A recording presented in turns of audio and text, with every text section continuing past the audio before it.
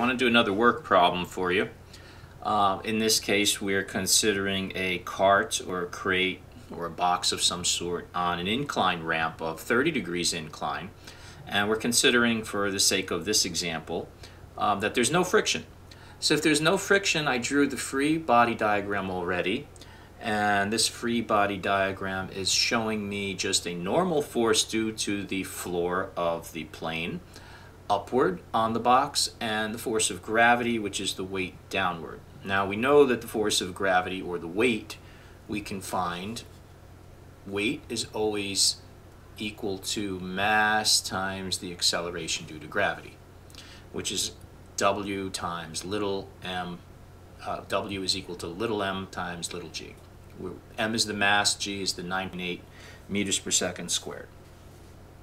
Now my question is, if this ramp here is 10 meters from here to here, so this distance is 10 meters down the ramp, 10 meters, how much work is done by the force of gravity, because there's no friction, so it's not going to stay put, it's going to go down. How much work is done by the force of gravity, or by the weight, in moving from the top here to the bottom? So how much work is going to be done to move the box from here down 10 meters down the ramp? That's the question. In order to solve that, we need to find a couple of things. First of all, when we do these free body diagrams, we want to look at what we've got drawn here, and we want to draw in the perpendicular axis. So here's normal, and I'm going to just dot in a little bit of an axis here, and dot in an axis along the ramp best I can. So this is like our XY axis. Now this 30 degrees here we immediately put here, because as I told you in the past, whenever we do inclined planes, whatever angle is the incline, you throw that angle in between the weight and the alignment with the normal vector here, this axis here.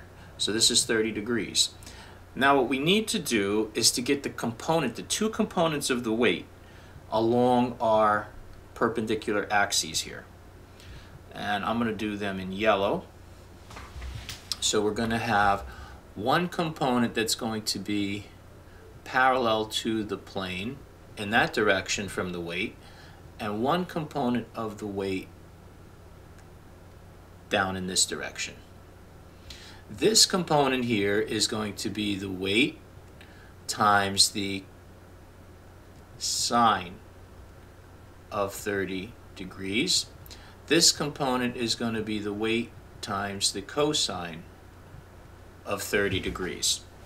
And I've said it in the past, but I'll repeat it for you so you remember. The component of weight, whenever you do a ramp problem or an inclined plane problem, the weight is always straight down. The component of the weight that lies along the ramp is going to be sine function. So whatever this angle is here, you're going to have the weight times the sine of the angle 30, because here you have the angle 30, here you have weight.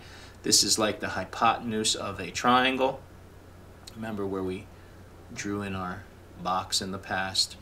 So this piece here is going to be cosine because it's adjacent to the 30 degrees. This piece here is going to be sine because it's opposite the 30 degrees.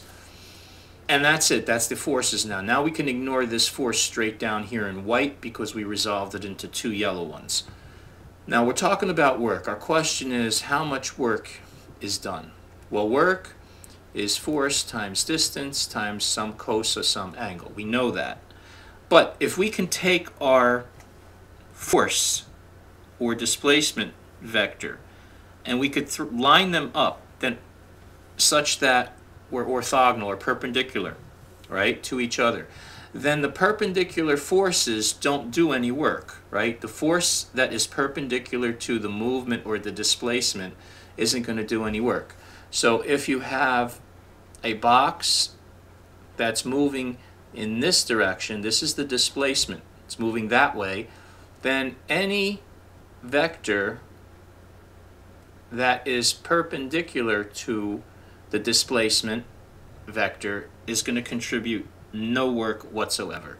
So the only then force that contributes to work is the force that is down the ramp in the direction of the displacement. So that's what we need to know. So in this case, the work is simply going to be the force. In this case, it's this force over here. It's going to be the W sine 30 degrees times the distance, which is 10 meters.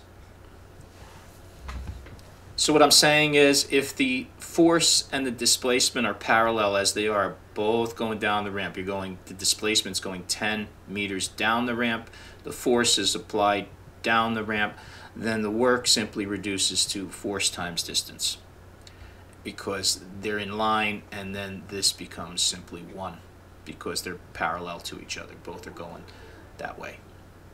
So the cosine of the angle between these two is cosine of 0, which is 1. And that's how we solve that kind of problem. So let me put some numbers in here. For example, if this is, let's say this is 10 kilogram, right? So we're going to have 10 sine 30 times 10 meters.